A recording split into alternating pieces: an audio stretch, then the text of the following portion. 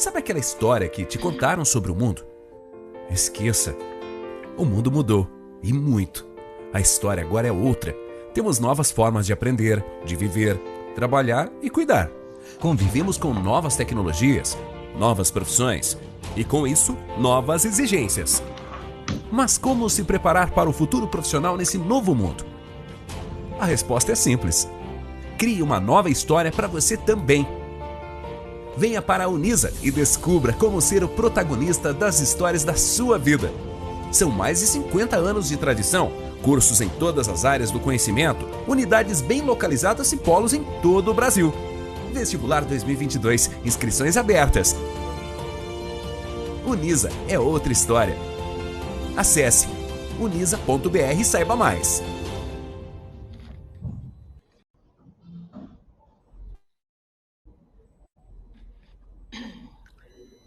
Boa noite a todos. Boa noite às professoras. Sou a professora Olga Maria Lodi Risini, coordenadora do curso de pós-graduação, alfabetização e letramento. Estamos aqui reunidos para discutir um problema muito sério da nossa educação brasileira: a situação da alfabetização. Convidei duas professoras, mestres, especialistas no assunto, para a gente poder entender um pouco mais sobre esse grande problema que nós enfrentamos dentro da educação brasileira. É um problema do passado, é um problema do presente, e eu espero que no futuro bem próximo a gente possa dizer com muito orgulho: vencemos essa etapa, esse grande desafio que é sobre a alfabetização. Tem a professora, mestre e professora Roseli Aparecida de Andrade Matos Moreira e a professora mestre Rita de Cássia Caparrós Posse Belmuts. Eu vou iniciar nossa fala colocando uma pergunta para a professora Roseli. Por que a alfabetização ainda é um problema no Brasil? Boa noite a todos e todas. Obrigada, professora, pelo convite. Bem, ainda é um grande problema, né? E eu espero, como a professora Olga disse, que não perpetue. Hoje ainda nós temos um sério agravante, que é a formação do professor, né? Nós temos poucos professores que, de fato, estão preparados para se alfabetizar, né? E que também tenham valorização digna para isso e, ao mesmo tempo, que tenham subsídios para poder atuar como professores. O subsídio, ele é importante, mas a formação é fundamental. E o que a gente tem visto hoje é que os professores que têm pego a alfabetização são professores que carecem de um apoio maior, né, dentro da escola e fora dela, e que carecem também de uma formação um pouco mais definida com relação às metodologias, né, de alfabetização, que a própria universidade, eu acredito que é o primeiro espaço que esse professor tem que ter para recorrer a isso, né, para se formar melhor. Hoje a gente tem um número muito alto de analfabetos no país ainda. 11 milhões é um número assustador, mas é o que nós temos ainda no final do ano passado. Esse número foi divulgado, né? E sendo que em 2018 nós tínhamos menos de 5% só a mais. Ou seja, em 4 anos quase, a gente praticamente não diminuiu nada. Então, eu entendo que por que nós temos tanto analfabetismo hoje? Volto a dizer, pela formação precária e pelo apoio, muitas vezes precário, no interior da escola, que é dado ao professor alfabetizador ou professor que está na sala da alfabetização e não é um professor alfabetizador.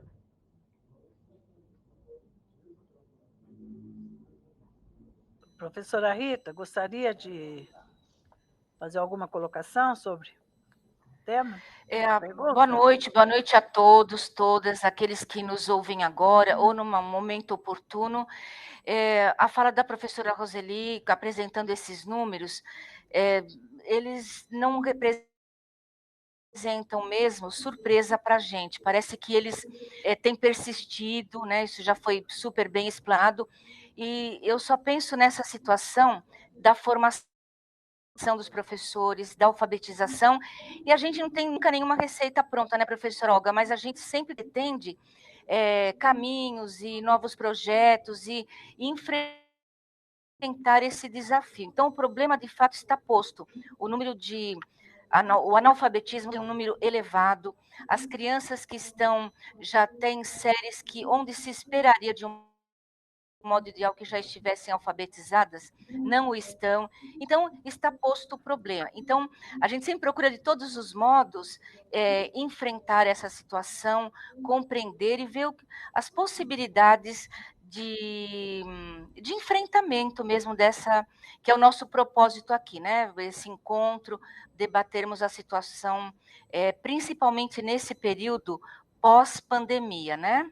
Eu acho que a gente precisa mencionar essa questão toda. Esses 2 anos, eles parecem ter agravado, né, professoras? Essa situação, o modo como as crianças, essa tentativa de alfabetização remota, se ela houve, em muitos casos ela deixou de acontecer. Então, acho que é um ponto para a gente colocar aqui no nosso encontro, na nossa fala, a situação pós-pandêmica, né?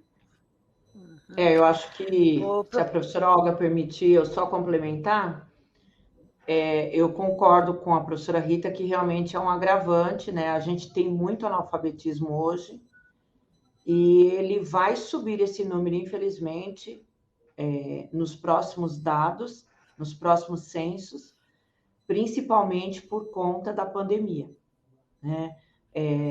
Nós desenvolvemos um projeto que, se for possível, depois a gente pode estar falando, eu e a professora Rita, né? E a professora Olga é coordenadora do curso que a gente desenvolve esse projeto, que é um projeto de alfabetização para crianças que não se alfabetizaram na idade certa dentro da rede pública. E é assustador ver a gente chegar na escola. A gente foi para desenvolver o projeto com alunos de 3º e 4º ano, por conta justamente do agravamento que a pandemia teria causado.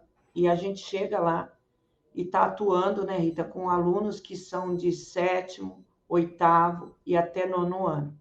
E aí não existe uma resposta na pandemia para isso, porque isso foi antes da pandemia. Então, eu volto a dizer que a gente vai ter esse agravamento que a Rita está falando, muito sério daqui para frente. A gente vai ter a resposta disso ainda. O cenário pode piorar e deve piorar os números, né? Mas a gente ainda tem um problema estrutural dentro da escola, né? Que a gente também está ajudando, né, Rita? Tentando fazer uma formação com os professores também, com os nossos alunos aqui que atuam com essas crianças e adolescentes.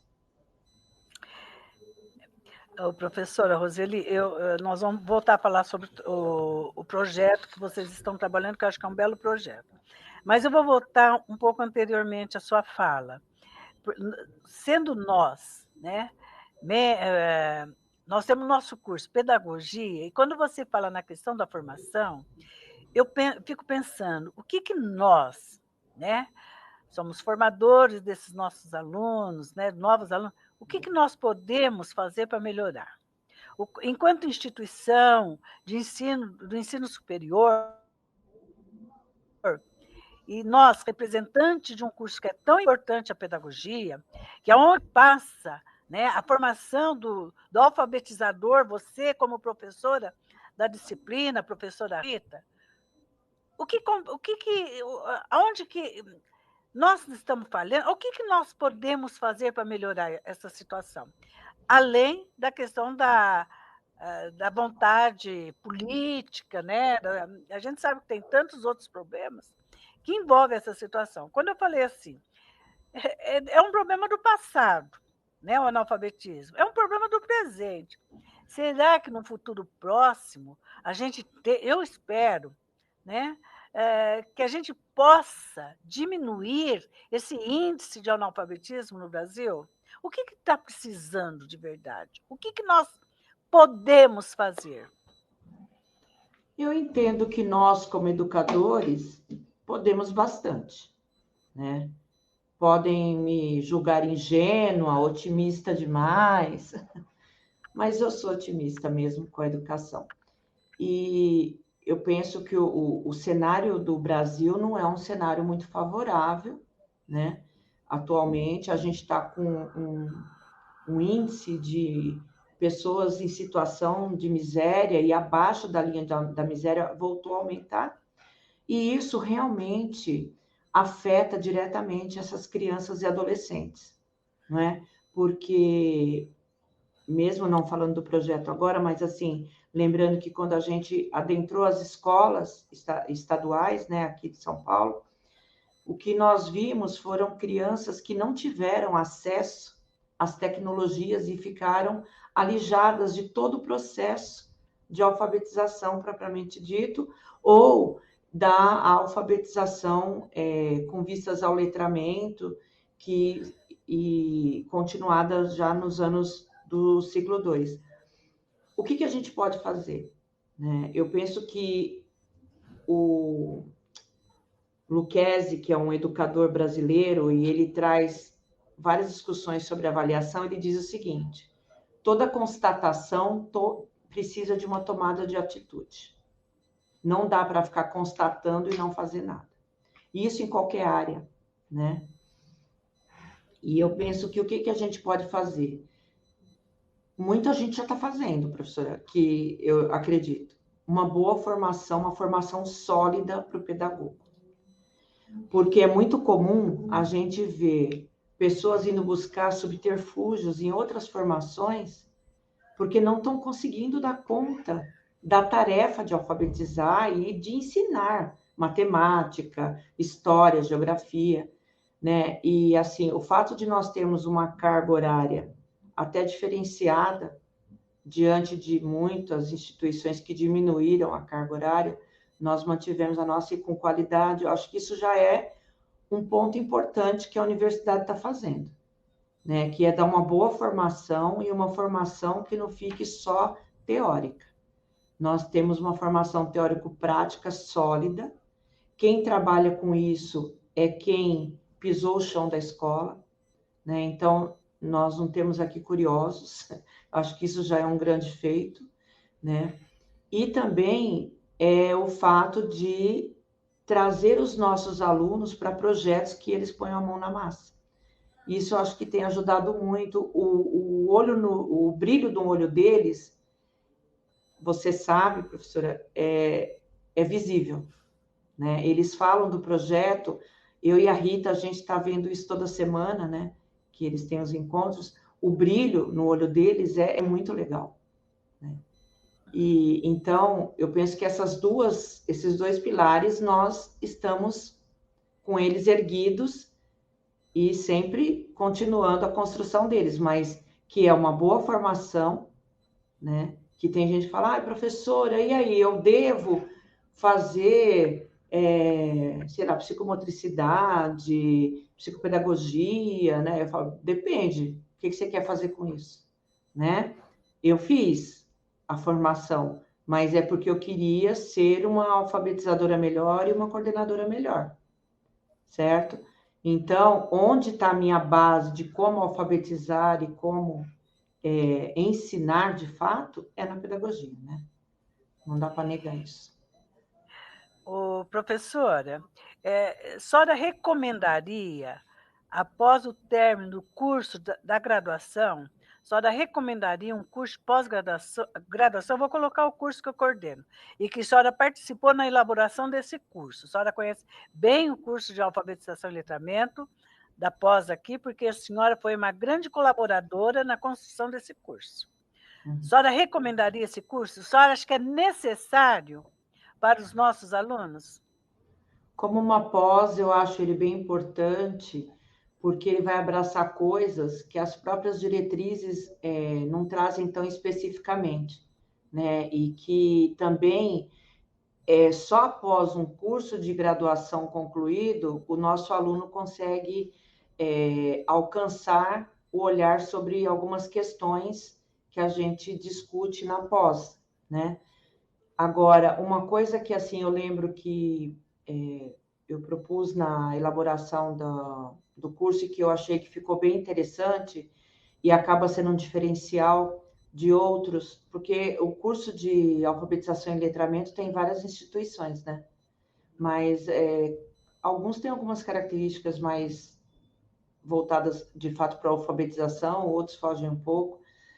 Mas o que eu achei, assim, que ficou bacana foi o fato de ter a parte mais, assim, aprofundada sobre a literatura da diversidade. Então, voltada para educação indígena, né? E também afro, né? E não assim de como ensinar crianças indígenas ou como ensinar crianças afrodescendentes. Não, não é isso. É como que essas literaturas precisam e devem entrar dentro da escola e que abordagem fazer, né? Porque eu lembro que quando eu estava como coordenadora pedagógica na prefeitura, onde eu me aposentei, eu lembro que eu pedi um dia para os professores pegarem, era uma tarefa que eles tinham que pegar livros na sala de leitura e trazer para discutir, para ver, assim, eles tinham que escolher o livro que eles mais gostariam de trabalhar com as crianças. Todos os professores foram para a sala de leitura e nenhum retornou com um livro de literatura indígena nem afro. E nós tínhamos vários exemplares na escola. E eu só fiz essa dinâmica porque eu vi que esses livros não estavam manuseados, né? Apesar de estar no acesso das crianças, eles não estavam muito manuseados, provavelmente por falta de incentivo. E aí eu fiz todo um debate, o quanto que a gente ainda é marcado, né, pela cultura europeia, por esse eurocentrismo que a gente insiste dentro das escolas. Então, isso é uma coisa que o nosso curso tem um diferencial, fora as outras questões também, né? Porque daí, senão vou dar spoiler do curso, não quero. Mas eu recomendaria com certeza. Professora Olga, professora Roseli, opa, professora Olga e Roseli, eu ia dizer para vocês assim, que como nós falamos, o problema está posto, falamos de um curso voltado por esses caminhos, e eu acho que a gente tem que, antes assim de mostrar, né, eu também não quero ser prepotente, a professora Roseli falou que ela não quer parecer muito ingênua, e eu digo assim, eu não quero parecer nem ingênua nem prepotente, mas a gente tem sempre essa disposição do enfrentamento e alguns caminhos aí que a gente está buscando apresentar. Como a professora Roseli falou desses 2 pilares da formação, e a gente começou a falar do projeto, mas então eu digo assim, seria um momento bom, agora eu penso, da gente abrir o projeto Meta ligado nesse contexto da alfabetização, porque ao demonstrar e falar o que a gente está fazendo e buscando com os textos e com os que estão alfabetizados, aqueles que precisam de um outro trabalho voltado com o texto, se a gente começasse a expor, né, parte disso, isso daria assim, uma visibilidade para aquilo que a gente acredita que é o nosso fazer de contribuição para essa situação. Então, eu estou pedindo assim que seria um momento, né, que se a gente apresentasse tudo isso, nós poderíamos assim apresentar esses diferenciais, a nossa busca, aquilo que nós acreditamos, ou seja, nossas formas de participação, minimizando ao menos essa situação que a gente falou que é do Brasil todo e que vem do passado. O que vocês acham? Para mim, tudo bem. Eu só queria dar uma pausa para a Kátia está perguntando aqui o que a gente deve considerar idade ideal para a alfabetização. Posso falar? Pode. Sim. E deve. Então, dentro da BNCC, a priori, né? Quando a gente estava ainda construindo a BNCC e tinha as diretrizes, só, né? A BNCC ainda não estava totalmente fechada, era até o 3º ano de escolaridade, né? Ou seja, uma criança 8 para completar 9 anos que estaria como idade adequada. Hoje, a BNCC fala até o 2º ano. No entanto, eu, pelos estudos que eu tenho, por toda a dedicação que eu tenho voltada para essa área, eu sei que alguns processos internos do sujeito, muitas vezes, só estão elaborados e completos aos 9 anos de idade. Então, eu acho que foi um pouco precipitada a ideia de colocar até o 2º ano, né? Mas, então, isso eu quero deixar claro. A legislação hoje, né, a BNCC, ela traz essa indicação de ir até o 2º ano.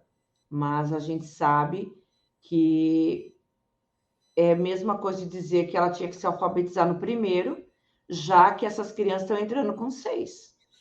E antes entrava com 7. Ou seja, eles estão dando o mesmo prazo que a criança tinha e que o Brasil já enfrentou tantos problemas, né? E que essas crianças eram deixadas para trás, estavam com o pé já na alfabetização e não conseguiam ir adiante. Tá? É isso. Aí, se a Rita quiser começar falando do projeto. Eu acho que seria interessante vocês começarem, Rita? né? A visão da coordenação, depois você que a gente. Eu acho que vocês poderiam começar e depois a gente encaminha uma coisa mais específica dos textos ou daquilo que eu estou colaborando, mas eu acho que vocês deveriam ter início. Eu só queria fazer, na fala da professora Roseli, desculpa, professora Olga, a professora Roseli falou da dinâmica que ela fez certa vez com os professores a respeito desse tipo de literatura. E aí já vai um primeiro ponto nessa visão que a gente tem da alfabetização, né, do professor ser um bom leitor. E, como a Roseli sempre fala, a gente sempre fica nessa temática. O professor, ele precisa ter boas referências, ele precisa ser um bom leitor e um bom conhecedor, porque a literatura, ela é um instrumento importantíssimo na alfabetização, né?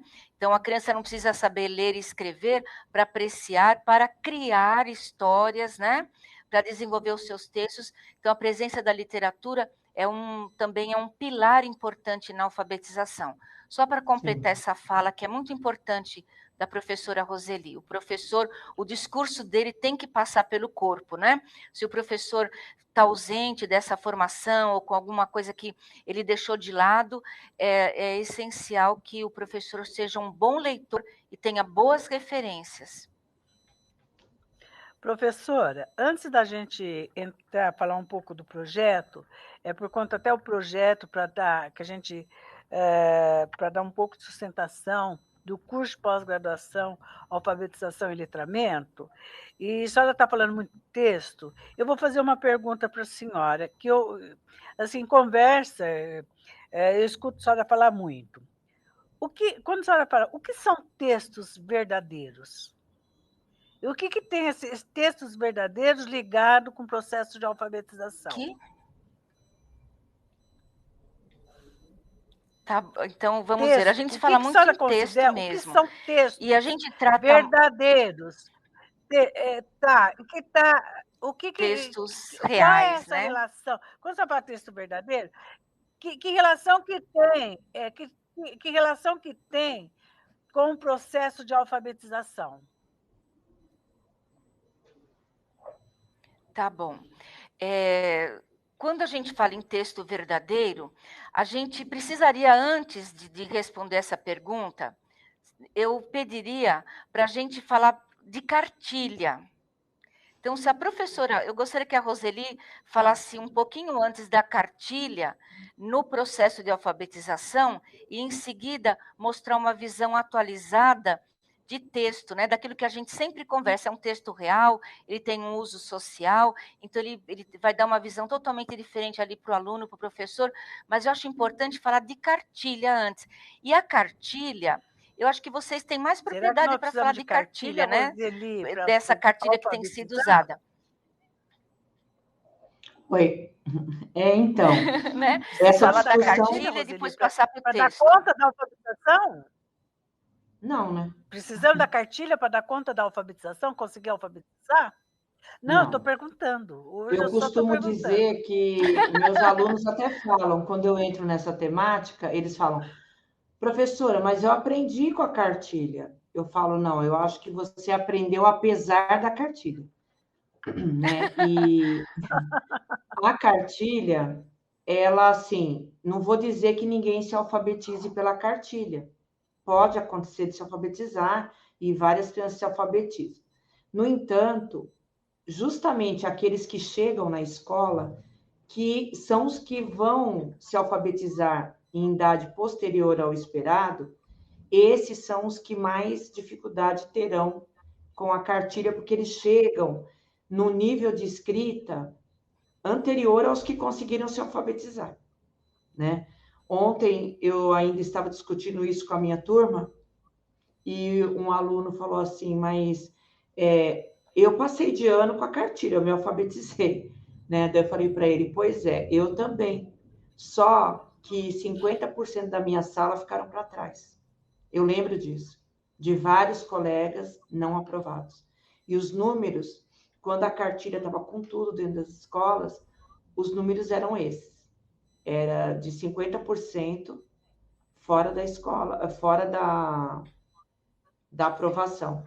E muitos deles desistiam, porque quando recomeçava do zero de novo, e aí tinha todo o processo de novo, e ele continuava sem entender. E aí, o que acontecia? Esse sujeito acabava desistindo da escolaridade e só voltava na EJA, né? Já com a autoestima super baixa. Eu dei aula para a EJA, né, de alfabetização, e eu sei o quanto eles chegavam desacreditados de si mesmos. Então, assim, a cartilha, o grande problema dela, o que é? Eu acho que são dois. Primeiro, ela começa por pedaços, e sendo que a criança, no normal da criança, ela tem a visão de todo para a parte e não da parte para o todo. O segundo problema, e que eu acho muito grave também, é que chama de texto o que não é texto. A cartilha, ela tem uma coisa que a gente chama de pseudotexto. Porque se você... É só fazer um teste rápido. Pega qualquer parte da cartilha e tenta enquadrar em algum gênero textual. Qual seria? Porque quando meus alunos falam, mas tem um texto aqui, eu falo, tá bom, então vocês já tiveram aula da língua portuguesa, agora eu quero que vocês me falem qual é o gênero textual que está aí. Não está. Não está porque não tem. Porque a concepção de quem trabalha com cartilha é que primeiro a gente ensina a decifrar e a juntar letras para escrever, para um dia usar um texto. Só que essa criança já está mergulhada no universo da escrita, porque nós estamos numa sociedade que a escrita está em todos os lugares. Né? Então, não dá para dizer que essa criança chega zerada, que ela chega sem saber nada. Ela sabe. E se ela não sabe escrever e ler, mas ela sabe que a escrita existe. Né? E se ela não conhece obras literárias, isso não pode ser um problema, isso tem que ser um desafio. Porque se ela não teve isso fora da escola, a escola tem a obrigação pedagógica, filosófica e moral de dar acesso a essa criança a bons textos. Tem uma pessoa aqui até perguntando, quais livros indicar aos nossos alunos? O que tiver de melhor. Né? Sem ficar comprando aqueles da banquinha de R$ 1,99, que resume uma história de 20 páginas em 3. Né? Comprar o que há de melhor. compre bons livros. As escolas públicas recebem grande quantidade de livros de excelente qualidade. Nós temos vários institutos, como o Instituto Itaú, que cede livros para as instituições, livros caríssimos, eu recebi enquanto coordenadora, e tudo de boa qualidade, né? Então, os livros vai depender muito de cada idade, mas, assim, os contos de fadas são muito indicados para os primeiros anos, né, até o segundo ano. Depois tem os contos de assombração, que são mais para os alunos mais velhos um pouquinho. Os contos de aventura, que a molecada que já está no 5º ano gosta demais, né? E, inclusive, né, Rita, os do projeto, eles pediram, os do 6º ano pediram que eles querem contos de aventura. Então, é assim, a gente tem que ouvir essa voz, que é a da criança e do adolescente, né? E passa por aí. Cada um deles tem um movimento. Uma criança de 1º e 2º ano ainda vive o encantamento, por mais que a sociedade tente transformá-la num adulto, mas ela ainda vive esse encantamento. Já os outros precisam de coisas com mais terror, com mais aventura. Com mais né? emoção. Com mais emoção. Eu queria fazer Roseli, fazer só uma sugestão. Tem um autor contemporâneo bastante conhecido, é bem apreciado. Ele é mestre em filosofia, ele tem uma boa formação, é um escritor com um diferencial, Daniel Munduruku, que ele é indígena e escreve literatura indígena para indígenas, porque às vezes o olhar do branco, o olhar de outra etnia sobre outro, não tem esse valor. Então a gente conhece, ele se dedica à literatura infantil de uma maneira fabulosa, e resgatando nações indígenas e contos e mitologia, e a meninada gosta muito dele, Daniel Munduruku. Fica uma sugestão de um nome de um autor indígena, Munduruku, que escreve para a criança, né? Então é muito interessante e está bem no gosto deles. E também tem o Cacá Verá Jecupé, que Sim, ajuda parceiro. bastante na literatura, e também ele ajuda os professores a ensinarem história do Brasil com mais qualidade, que tem a narrativa indígena. Eu estou vendo aqui, sensacional, sem palavras, Daniel Munduruku. Então, tem muitas sugestões mesmo, boas. E o professor, a gente vai lendo todas, vai buscando. Então, também a gente tem uma crítica, né? Você, às vezes, está buscando uma coisa nova, você não acha apropriada, você também não gosta. Então, a gente começa a fazer uma seleção daquilo que é bom e daquilo que também fez sucesso na sala de aula. É importante também, às vezes, a gente faz um projeto com um livro, você trabalha com aquilo e você percebe que você teve um resultado melhor com o outro. Então, a gente vai se avaliando também e vai montando aí a nossa biblioteca, os gêneros adequados, né? A gente consegue fazer isso. E eu falei para a Roseli falar primeiro da cartilha, para depois a gente responder a questão da professora Olga. Então, a cartilha, ela não é mesmo um texto, a gente já sabe. E seria de uma forma bem simples para nós que trabalhamos com as séries iniciais, outras séries também. Professores, nós temos esse fazer docente aqui no nosso curso de pedagogia. Então, eu vou fazer de maneira simples e falar sobre o uso social da escrita. Nós percebemos que, às vezes, ainda existe um conselho antigo, né? E vocês vão me ajudando aí na minha fala, que o professor, ele vai começar de ditongo, ele vai juntar todas as letras, e depois que a criança sabe ler e escrever, que ele avaliou que ela sabe, ele começa a trabalhar com textos, não é isso? Isso não está adequado, não é correto. Porque a criança, é evidente, ela já fala a língua portuguesa. A criança é capaz de criar histórias, não é? Individualmente, coletivamente. O professor pode tomar nota, ela não sabe escrever, mas ela sabe criar histórias. Então, a gente tem sempre que pensar nisso. A criança não precisa saber ler e escrever para o professor trabalhar com texto. Lembrando que texto, ele pode ser um oi, é um texto oral. Nós aqui estamos fazendo um texto, né, que tem um determinado nome, um gênero. Então, lembrar que uma imagem é um texto, um artigo com 14 páginas ou um simples boa noite é um texto. Então, esse conceito de texto, ele é bem atual. E quando a gente fala que o texto ideal para trabalhar com as crianças, desde lá que não sabe ler e escrever, está chegando para a gente, que a gente tem esse conceito de texto definido, que ela entenda por que ela está fazendo aquilo. Eu vou dar exemplos bem simples. Todo texto, ele tem alguns elementos que indicam que ele é um texto. São 7 fatores, mas eu não vou aqui, não é um encontro, né? É uma conversa, então não é uma aula, mas eu vou pegar alguns elementos principais que dizem que alguma coisa é um texto. Quando a gente começa a escrever, o professor fala: vamos fazer um texto, minhas férias. Ele pode até pedir isso, oral ou escrito, mas a criança tem que saber para quem ela vai escrever, quem é o destinatário, porque a gente já começa a fazer diferente. Então, os usos sociais da linguagem têm uma questão primeira, a situação. Vou dar um exemplo simples. Eu quero resolver um problema de escolhas de livro e eu quero falar com a minha amiga Roseli. Então, eu estou numa situação que eu estou em dúvida, né? É a situação que eu estou.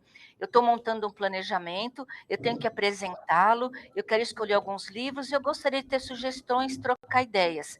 Então, imediatamente, a minha situação exige que eu escolha um gênero. Como que eu vou falar com a minha amiga? Vai ser um telefonema? Vai ser um e-mail? Vai ser um bilhete porque ela está noutra sala? Então, isso que significa uso social da escrita.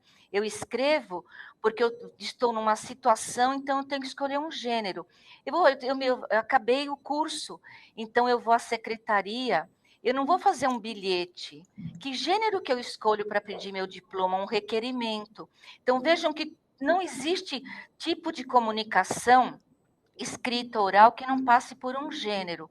Então, se a gente pensar quais são os gêneros do mundo da criança, o que ela pode fazer? Olha, ela conhece cartazes, ela passa por outdoor, ela conhece marcas, bilhetes, receitas. Então, que o professor sempre pensa, ó, eu vou escrever qual é o uso social desse tipo de texto. Eu estou escrevendo, o professor pediu para eu assistir um filme, depois eu vou fazer um resumo oral, básico, simples, lá no meu caderno, em qualquer outro suporte, mas eu tenho que dizer para quem que eu estou escrevendo, professora?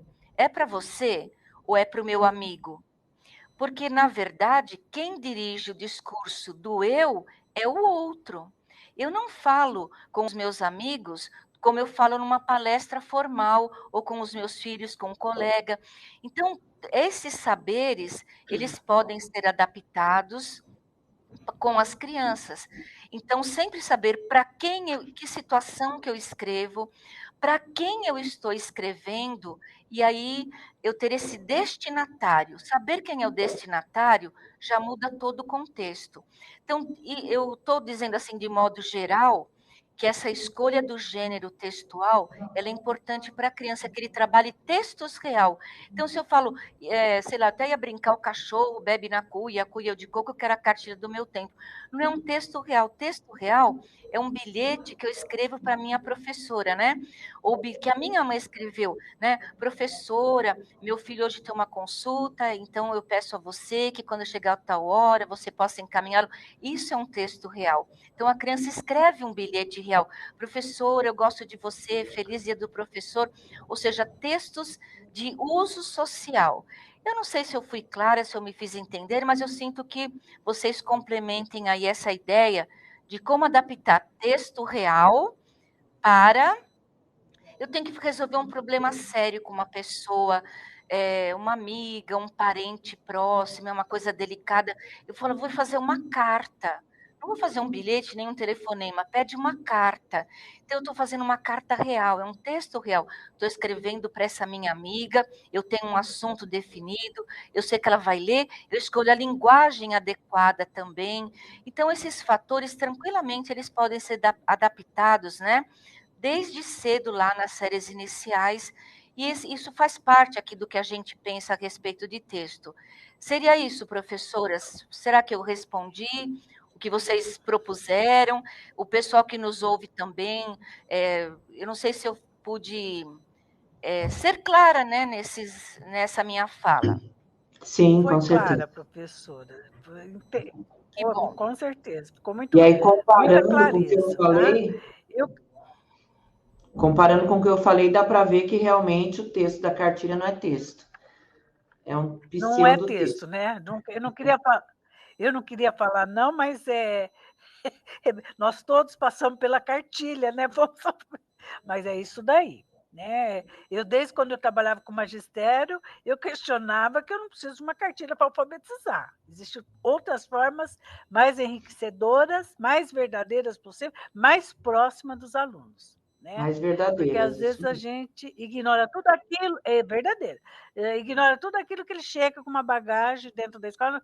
Não, joga tudo isso que você sabe fora, porque nada disso serve. Vamos começar tudo de novo, o correto. Mas o correto, o que é o correto? Então, a gente tem que pensar muito sobre isso. Mas eu tenho mais 2 perguntas, mas eu acho que eu vou centralizar numa pergunta que vai responder a outra que eu iria fazer. Eu pergunto assim: quais as possibilidades para revertermos esse cenário que nós estamos vivendo hoje sobre o problema, o analfabetismo, as crianças que não aprendem? Eu sei que o projeto, ele vem eu acho que a gente, o META, que vocês trabalham, que coordena, pelo programa Unisa Portas Abertas, eu acho que a gente, nós damos assim, um atendimento, uma coisa um pouco, né, assim, a gente faz um trabalho mais próximo das escolas. Eu sei que isso também não é tudo, né? Mas a gente tem uma parcela de participação, um projeto muito rico. E eu, professora Rita, eu não gostaria de falar muito do projeto, eu gostaria que quem está nos ouvindo que viesse conhecer de perto, né, o trabalho de vocês, de como vocês preparam nossos alunos para alfabetizar. Eu acho que a gente, eu acho que não dá para simplificar numa situação agora, porque o projeto é muito rico. É muito Sim, verdadeiro sim. e muito rico. Eu falo isso porque eu sei que vocês são extremamente responsáveis, entendidas no assunto, estão fazendo um trabalho belo, que as escolas já estão dando retorno. Tem muitas escolas que querem, mas eu acho que é um espaço muito pequeno para a gente debruçar sobre o projeto nesse dado momento. Eu queria que as pessoas Correto. tivessem essa curiosidade, chegassem até nós para conhecer o projeto. Eu tenho certeza que vocês estão aqui à disposição para explicar e falar, porque ter orgulho, né? Porque vocês estão fazendo um trabalho maravilhoso. Mas eu pergunto, é possível reverter esse processo? Eu coloco para as duas aí, o que nós... É possível? E quem pode alfabetizar, Roseli? Quem é esse profissional? Quem é esse alfabetizador? Pedagogo, né? Eu sou da Eu acredito, turma eu que... tenho certeza do pedagogo. Eu tenho Sim, certeza. Mas eu será sou... que a maioria tem essa certeza? Eu tenho Não, certeza absoluta. eu costumo brincar com os meus alunos que eu falo que alfabetizar é para os fortes, né? E para os bem informados. Então, não adianta eu querer ser um curioso na área, né? Um aventureiro. A gente tem que desejar ser ousado e tudo mais, mas assim, com qualificação. Então, hoje, é fato, o professor que tem magistério ou professor pedagogo, ou as duas coisas, né, como eu sou. Eu, antes de fazer minhas pós, eu fiz magistério e pedagogia. E a pedagogia, quando eu fiz, ela não tinha essa dimensão que nos auxilia a olhar para ser diretor, coordenador, a gente tinha que fazer um curso à parte, né? Mas o que é legal é que a gente conseguiu reunir tudo isso na pedagogia atualmente, e eu acho que o aluno sai daqui com uma dimensão maior de que a alfabetização não é um problema só de uma pessoa dentro da escola. A alfabetização é um problema do professor e dos gestores também, né? Mas para ser o alfabetizador, tem que ser pedagogo, não tem jeito. na atual conjuntura, né? A gente não tem mais magistério, é o pedagogo, e o curso que se dá de pedagogia tem que ter enfoque no aprendizado. Se não tiver, não adianta, né? Já tentaram outras possibilidades aí que foram natimortas, né? Não deram resultados aí na história da educação. E eu penso que você falou assim, né? O que precisa para a gente superar esse cenário, né? Eu acredito que no que depende da formação, os cursos saírem do discurso e juntarem o discurso com a prática, né? Isso tem uma pesquisa da Fundação Carlos Chagas, que eu e a professora Olga já trabalhamos uma época com professores sobre essa pesquisa, da professora Bernadette Gatti, e que ela fez uma análise dos cursos de graduação no país e que mostram que a grande maioria não trabalha a questão didática e metodológica, né? E nisso eu posso dizer para vocês, a Unisa, né, eu tenho orgulho de dizer isso, né? A Unisa, ela faz esse trabalho com qualidade, né? Os colegas e eu, a gente procura fazer o melhor possível nessa parte. E não se trata de trabalhar só a prática e esquecer da teoria, mas o tempo todo está pondo as duas para dialogar. Eu penso que, eu não acho que vai ser a curto prazo, mas pelo menos a médio prazo vai ser a mudança no país, né? Porque a Bernadette Gatti fez essa pesquisa há uns 8, 9 anos atrás ou mais, e a gente vê que ainda nem todas as instituições tiveram uma melhora em relação a isso. Mas eu penso que a mudança passa por aí. E outra coisa seria um pouco mais de continuismo nas gestões, porque a gente percebe que acaba um governo, começa outro, joga tudo fora, e coisas que estavam dando certo não são aproveitadas. Então, em nível governamental, eu acredito que isso. E no nível mais chão, né, o professor na sala de aula, ele está atento sempre para as lacunas que vão se constituindo no trabalho dele e ele buscar superar. Então, é a formação inicial, depois a formação continuada, ele tem que buscar, no caso de quem deseja ser um alfabetizador, os cursos de pós-graduação que falam a respeito do alfabetização e do letramento são fundamentais, né? E, assim, eu posso dizer do daqui porque eu ajudei a elaborar. É um curso que faz diferença. E depois uma pós-graduação em estrito senso mesmo, dentro da área da educação. Tem muito para se discutir sobre alfabetização ainda. É isso. Professora Rita, gostaria de fazer alguma colocação? Eu vou falar brevemente, depois eu devolvo a palavra aí para a professora Olga fazer um fechamento. E alguém escreveu aqui, me perdoe, só estão as iniciais, né? Meu neto tem 6 anos, ele me escreveu um bilhete, outro para a tia dele. Que coisa incrível. A gente fica feliz quando vê uma criança escrevendo um texto real. E nós podemos alfabetizar com esses textos reais. Como é importante que uma criança saiba fazer um bilhete. E às vezes há professores que pensam, mas escrever bilhete não está aprendendo. A gente aprende a ler e escrever com textos reais, né? E eu só queria fazer uma síntese, porque depois que a professora Roseli falou, só precisaria falar amém. Ela falou todas as coisas que eu queria falar. Só queria dizer uma coisa. Eu acho que uma coisa que nós buscamos, né? Eu estou repetindo muitas vezes a mesma palavra, que sou muito apaixonada, fico atropelando os meus dizeres, mas, gente, quem está alfabetizando, quem trabalha com criança, e esse empenho, esse prazer que a gente tem desse trabalho, eu diria, tirar o foco da criança e parar. A criança não aprende, a criança tem problema, e passar para essa questão. Eu mudo de metodologia, eu uso outras teorias, tirar o foco, não aprende, então fica um tempo, mas ela não está aprendendo, então ela tem isso, diagnóstico, então focar na alfabetização.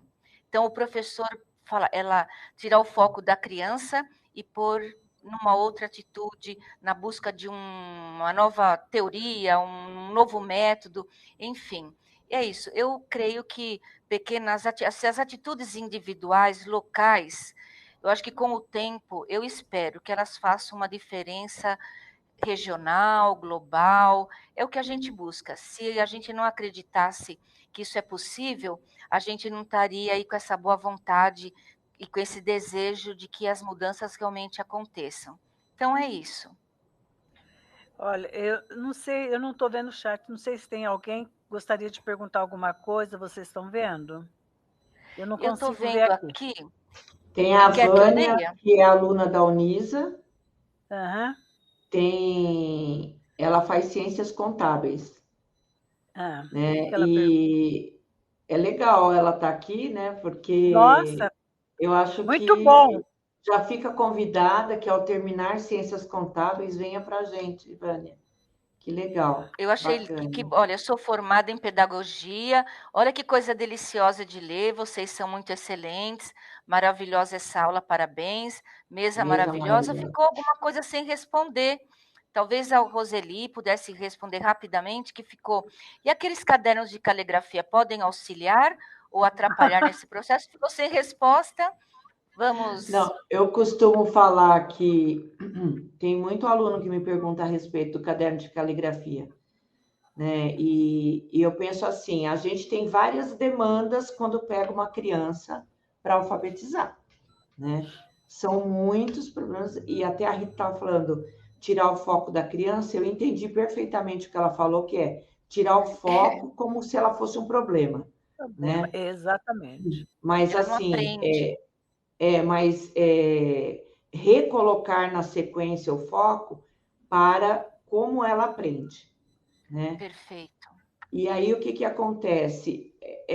As pessoas ficam muito ansiosas que a criança passe para a letra cursiva e que também ela escreva com uma letra pedagogicamente, ó, excelente.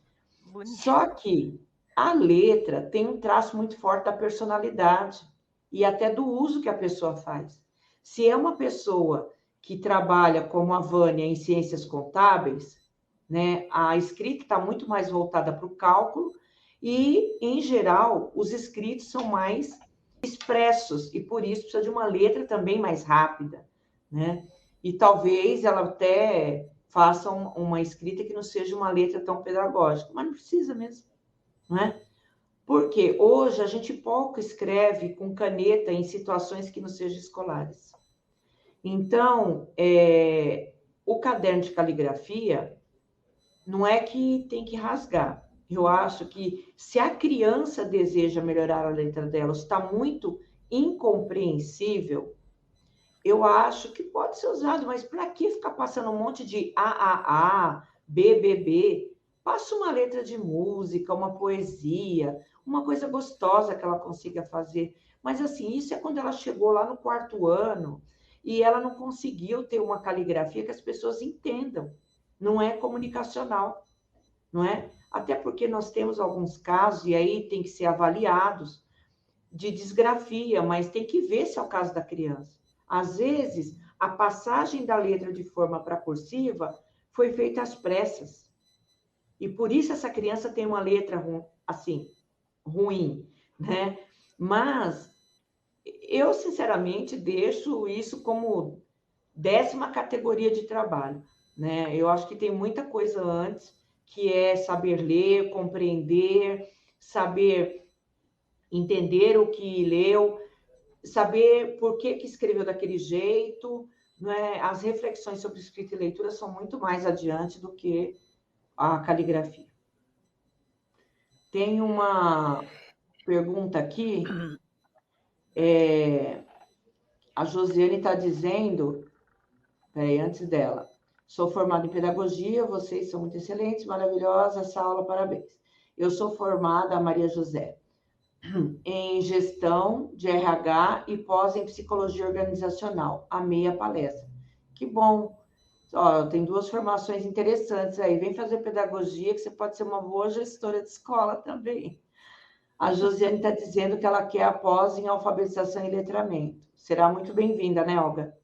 Você é muito bem-vinda. E ela achou a fala muito importante. O Polo Educacional Parelheiros, o pessoal está dizendo que quer pós em alfabetização e letramento, né? A gente está dizendo, É vem muito fazer com a gente. importante. É um curso que eu não posso, eu vou falar, mas é um curso muito bom, muito bem estruturado. Ele dá Eles querem saber continuidade o ao curso de tempo. pedagogia. Um ano. Um ano. O curso hoje é um ano, tá? O curso ele é bem continuação assim num perfil da pedagogia que nós fazemos trabalho, né, Roseli? Bem trazendo teoria, fundamentação teórica com desenvolvimento da prática, e nós estamos precisando de alfabetizadores mesmo, essa que é a verdade, né? Mas infelizmente o tempo chegou finalzinho. Eu quero agradecer aos participantes. Convido quem tiver interesse, pode nos procurar na Unisa, tá? Quero agradecer a professora Roseli, mestra, amiga, parceira de muito tempo, trocamos bastante figurinhas, e professora Rita Belmudes, conheço pouco mais, não conheço há tanto tempo, mas já conheço, né, um tempinho, né, professora Rita? Muito parceira também, muito abraçou o projeto, como a Roseli, mas a gente volta a falar do projeto. Acho que o projeto precisaria de um espaço maior, né, que é uma riqueza enorme. Então, agradeço a todas vocês, todos os participantes, as professoras. Muito obrigada pela gentileza, pela disponibilidade. Eu sei que o tempo é corrido, mas de coração. Muito obrigada. Agradeço também. Agradeço, obrigada. Boa noite a todos. Obrigada a todos. Boa noite. Boa noite.